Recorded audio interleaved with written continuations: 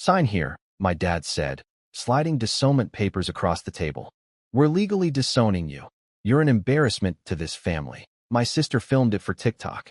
I signed without reading, smiled, and left. They didn't notice I'd also signed documents removing them from my medical practice's partnership, worth $890,000 annually. When their accountant called 3 days later, my dad chose a family dinner for it. Not a restaurant. Not an office. His heavy oak table in Scottsdale, Arizona. 7:41 p.m., because I remember glancing at the stove clock when I walked in. I was still wearing my hospital badge from Desert Ridge Surgical Center because I'd come straight from a late case. My hands smelled faintly like chlorhexidine. My brain was already tired in that specific way it gets after you've held someone's heart in your hands and kept your voice calm anyway. Megan, my sister, had her phone on a little tripod, ring light on, lens wiped clean like she was about to do a makeup tutorial. I stopped in the doorway. You're filming? I asked. Megan smiled without warmth. Just sit down. Mom's voice was soft. Too soft. Adam, please. I sat. The chair scraped the tile. My mouth went dry. My hands were cold. And my brain did what it always does under pressure. It started counting. 3 people. 1 phone. 1 folder. 1 exit behind me. Dad slid a manila folder across the table like he was closing a deal. Sign here, he said. I didn't touch it yet. What is this? He didn't blink. We're legally disowning you. You're an embarrassment to this family. The words hit like a clean incision. No yelling. No drama. Just a sentence delivered like a fact. Megan leaned in toward her phone. Say it again, Dad. For the camera. Dad did. Same tone. Same line. Like he'd rehearsed it. Mom stared at the placemat like she couldn't look at me and still keep doing this. I laughed once, but it didn't sound like a laugh. You're doing this on TikTok? Megan's eyes flicked to her screen, checking framing. People should see who you really are. Who I really am. I repeated. Dad tapped the paper with 1 finger. You think you're better than us because you're a surgeon. You think your job gives you the right to ignore your family. You've been difficult. Difficult, Mom echoed, like it was a diagnosis. I leaned forward. Define difficult. Megan's voice went syrupy. You set boundaries. You don't answer when we call. You don't give when we ask. You made Dad look stupid in front of Uncle Ray. Dad's jaw tightened. You humiliated me. I stared at him. Because I told you not to come into my clinic and yell at my staff. It's our clinic, he snapped. Megan's smile got bigger. Say it, Adam. Say, I understand. I looked down at the first page. Big bold letters. Affidavit of Disownment. Under it, dense legal language, stamped and initialed in places. My fingers trembled slightly when I picked up the pen. Not fear. Anger that I refused to give them on camera. Mom finally looked up. Read it first. Dad cut in. No. Sign it. We're done waiting for you to grow up. I kept my eyes on the paper. So this is about control. Megan scoffed. It's about consequences. My throat tightened. I tasted metal, like I'd bitten my cheek earlier and only noticed now. Okay, I said quietly. Dad looked satisfied. Good. Megan's phone captured everything. My face. My hands. The pen. I signed without reading. Then I smiled. A small, polite smile people mistake for surrender. There, I said, and slid the folder back. Dad exhaled like he'd won. Mom's shoulders dropped. Megan's eyes lit up like she'd just gotten a viral clip. They didn't notice I'd signed more than 1 document. Because underneath Dad's disownment papers were 2 additional pages. Clean, professionally printed, already notarized, titled Partnership Redemption and Removal, Canyon Heart and Surgical Partners. Effective immediately. I stood up. Mom blinked. Adam, wait. I picked up my jacket. No. Megan called after me, still filming. Tell the camera how it feels to be cut off. I paused at the doorway, turned, and looked straight at her phone. Thanks for recording, I said. I didn't yell. I didn't argue. I walked out. And in my car, before I even started the engine, I opened an email from my attorney with the subject line. Executed documents confirmed, filed today. I'm Adam, 38. I'm a cardiothoracic surgeon in the Phoenix area. Most people hear that and picture money and status. What it really looks like is alarms at 2 a.m., families crying in hallways, and the constant awareness that one mistake can destroy a life. And it looks like a family that treats your success like a community asset. My dad has always used the word investment when he talks about me. We invested in you, he'd say, like I was a stock portfolio that owed him dividends. The first time I heard it, I was 19 and just got into my undergrad program. He'd helped with tuition because my scholarship didn't cover everything. You'll pay it back, he said. Not just money. Loyalty. Back then I nodded. I thought that's how families worked. I thought it was temporary. It wasn't. By the time I hit residency, the demands weren't about gratitude anymore. They were about access. Incident 1, 2016, my second year of residency. I'd worked a 28-hour shift. I got home, fell asleep in scrubs, and woke up to 12 missed calls from Mom. When I called back, she didn't ask if I was okay. You didn't come to Megan's engagement dinner, she said. I was in the OR, I answered. A patient coded. Dad took the phone in the background. You always have an excuse. It's not an excuse, I said. It's literally my job. His voice went sharp. Family comes first. That became their favorite line. Family comes first. Not patience. Not sleep. Not reality. Incident 2, 2019, when my dad asked me to help with a friend of his. He brought the guy to my hospital like it was a car shop. You'll squeeze him in, Dad said in the lobby, loud enough for staff to hear. I can't, I said. There's a wait list and policies. Dad smiled like I was being cute. Policies don't apply to us. When I refused, he leaned close and whispered, You're going to regret embarrassing me. Later that week, my clinic manager told me my dad had called and tried to get information about another patient as a family friend. She shut him down. He screamed at her. I apologized. I bought her lunch. I thought it would end there. It didn't. Dad didn't hear no as a boundary. He heard it as a temporary obstacle. Incident 3, 2020, when I opened my private practice, Canyon Heart and Surgical Partners, with 2 other surgeons and a small group of investors. I needed capital, equipment, leasehold improvements, insurance overhead. My dad offered money quickly. You don't have to go begging banks, he said. Let family handle it. I was exhausted. I was proud. I was also naive enough to think accepting help didn't mean surrendering ownership of my life. The help came with paperwork. Dad said it was standard. Megan said, Dad's just protecting you. Mom said, sign it so we can stop worrying. I signed things then, too, because I was juggling hospital privileges, a new lease, credentialing, and a pandemic. I didn't want a war at home. I wanted peace. That's the family language. Smooth things over. Don't make a scene. Be flexible. We're only trying to help. For years, I swallowed it. I'd answer calls on my 10-minute breaks. I'd send money when Dad hinted. I'd let Megan borrow my name for charity events and fundraisers because she liked introducing herself as Dr. Adam's sister. I'd sit through dinners where they talked about my work like it belonged to them, and I watched it affect the way I moved through my own life. I started shrinking in rooms I should have owned. My staff noticed. My partners noticed. I'd laugh off my family's involvement like it was harmless. It wasn't harmless. It was a lever. Money, reputation, access, control. And by 2025, my practice's partnership distributions, what my dad bragged about at golf, were averaging $890,000 a year on the books. Dad loved saying that number like it proved something. See, he'd tell relatives. Our family built that. He didn't say, Adam built that. Adam worked for that. Adam lost sleep and relationships and weekends for that. He said our. So when I started pushing back, real boundaries, real limits, they didn't hear, I'm protecting my life. They heard, he's disobeying. And in our family, disobedience is punished. That dinner wasn't spontaneous. It was the pattern, just filmed this time. Because Megan found out something important. Humiliation gets attention. And attention was her currency. So they turned my life into content. They just didn't understand I'd finally learned something, too. If you want to end a pattern, you don't argue. You document. You file. And you cut the lever. The first wave came fast. Private pressure. The kind that looks reasonable from the outside. Dad called the next morning at 6:12 a.m. Let's talk like adults, he said, like he hadn't disowned me on camera 12 hours earlier. I'm in pre-op, I replied. He laughed, always with the excuses. I didn't argue. Email my attorney. He hung up. Mom texted at 9:04 a.m. We didn't want it to be like this. Your father was pushed. Please don't punish us. We're your family. Megan posted anyway. I knew because my scrub nurse, Jenna, looked uncomfortable handing me my coffee. Dr. Mercer? She said quietly. My stomach sank. What? She tilted her phone. I saw a clip on Megan's page.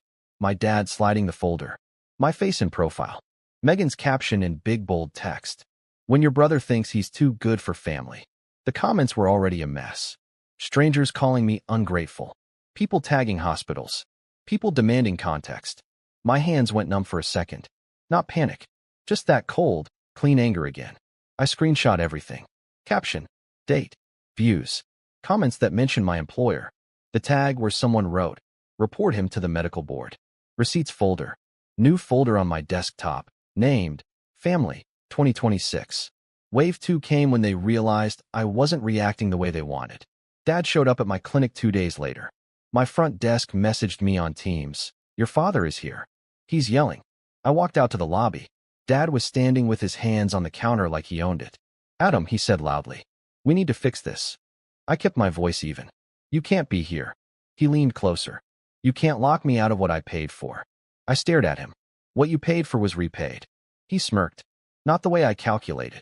Patients were watching. My staff was tense. I didn't debate. I turned to security. Please escort him out. Dad snapped his head toward my receptionist. You work for my son because of me. I felt my jaw tighten. No. They work for me because they're professionals. Leave. He left, but not quietly. He made sure everyone heard him say, You're going to regret this. That afternoon, my practice manager forwarded me an email from our accounting firm.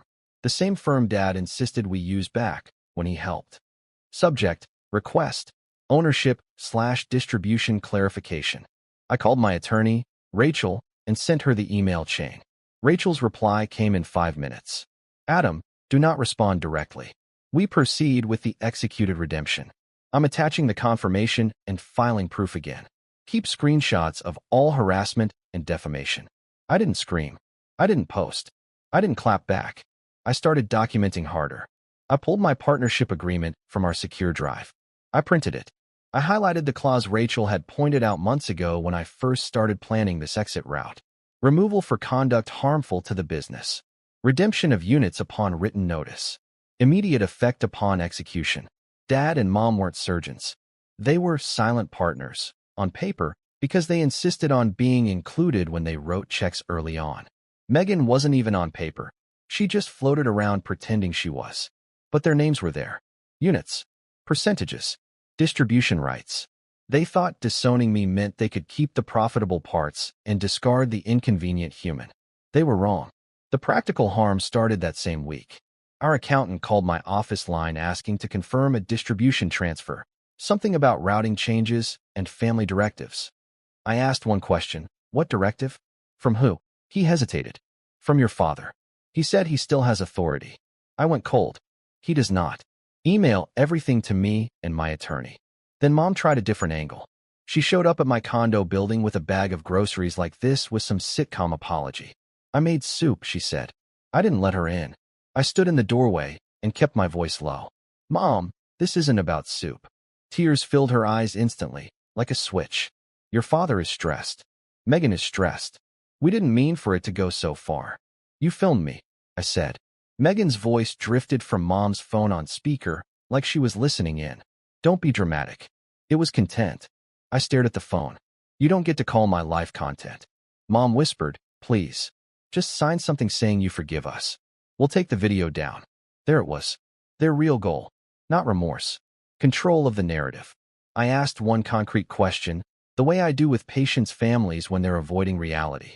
Where is the original folder Dad handed me? I asked. Mom blinked. What? The papers. Where are they now? In Dad's office, she said quickly. Address. Room. Drawer. Exact location. She frowned, confused by how calm I was. Why does that matter? Because I want a copy. Megan chimed in, annoyed.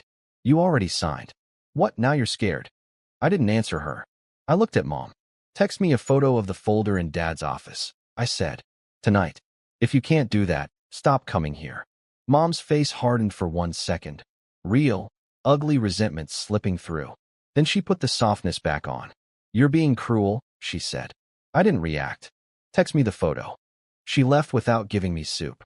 That's when I stopped arguing and started planning. Not revenge. Not drama. A clean separation. Legal clarity. And a permanent boundary.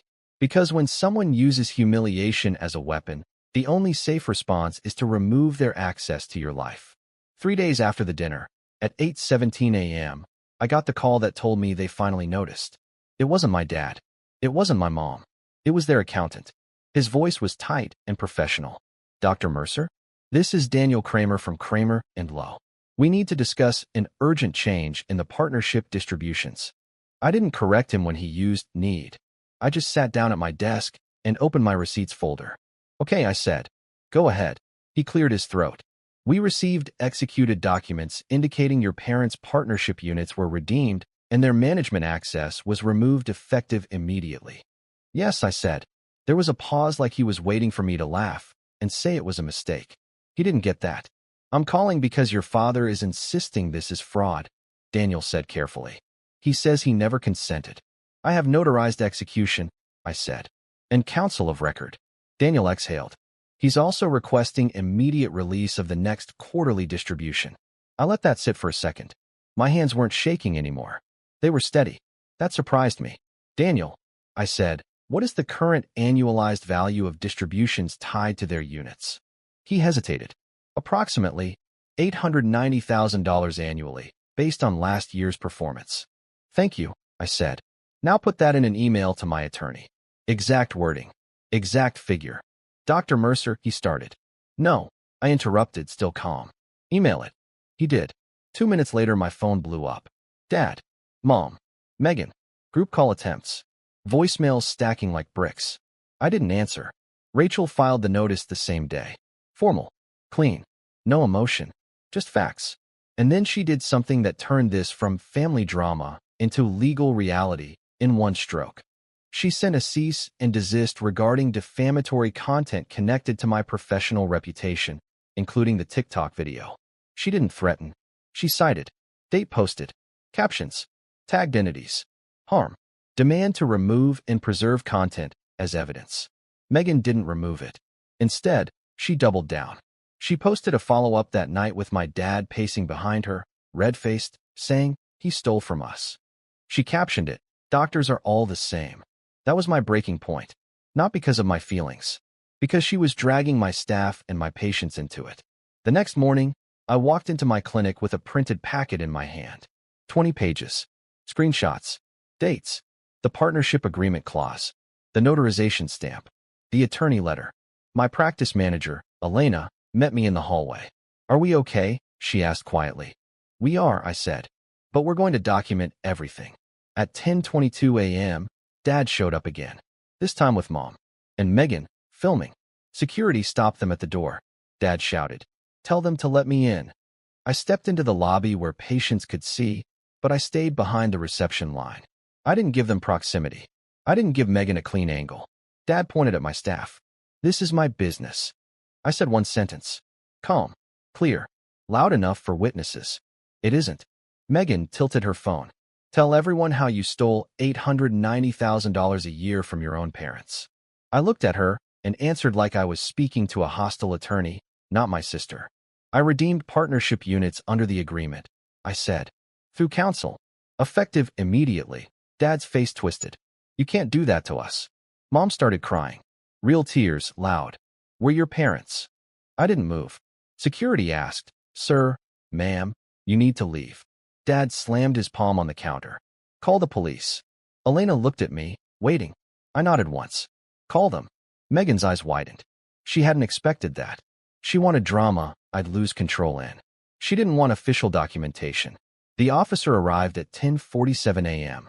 He stood between my family and my staff, asked basic questions, and listened while Dad ranted.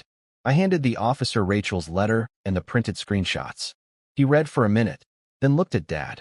Sir, the officer said, flat and bored, this is a civil matter. You have been asked to leave private property. If you do not leave, you'll be trespassed. Dad sputtered. He's my son. The officer didn't care. Leave. Dad turned to me, eyes wild, and hissed. You did this. You did this to your mother. That's the line they always use. Look what you made me do. I said the boundary sentence I'd rehearsed in my head for months. You do not have access to me or my practice anymore. Dad lunged forward one step, and security moved. Megan kept filming, but her hand was shaking now. Because for the first time, the audience wasn't TikTok.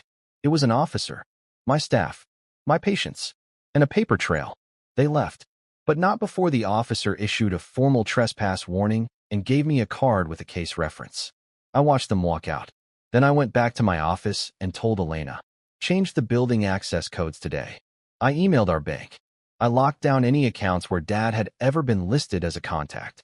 I revoked any third-party authorizations.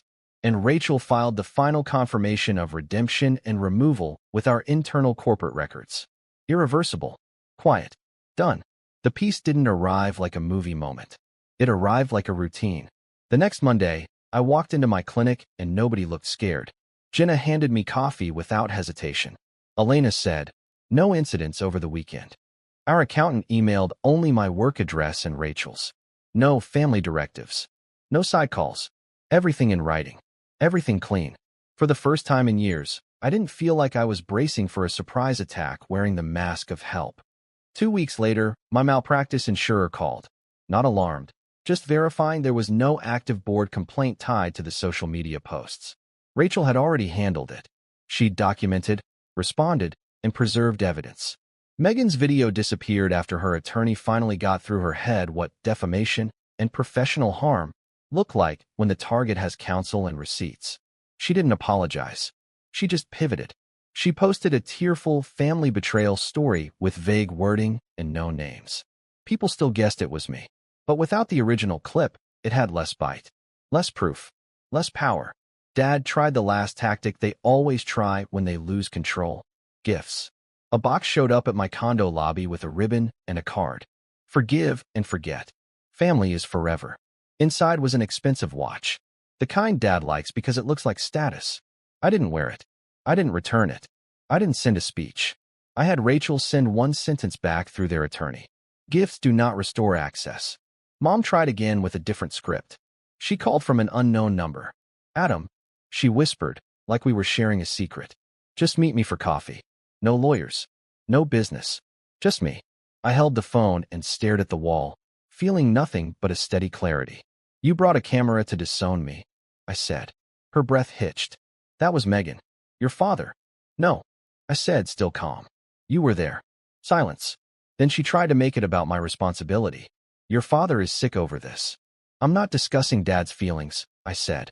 Then what do you want? She asked, voice turning sharp under the softness. Do you want to be alone? I almost laughed again, but this time it would have been real. I want my life, I said. Megan texted once, late at night. You ruined everything. You could have just played along. I stared at that line for a long time, because it explained everything. They didn't want love. They wanted compliance. And I was done being the family asset they could cash out whenever they felt like it. I blocked the number. I saved the screenshot first.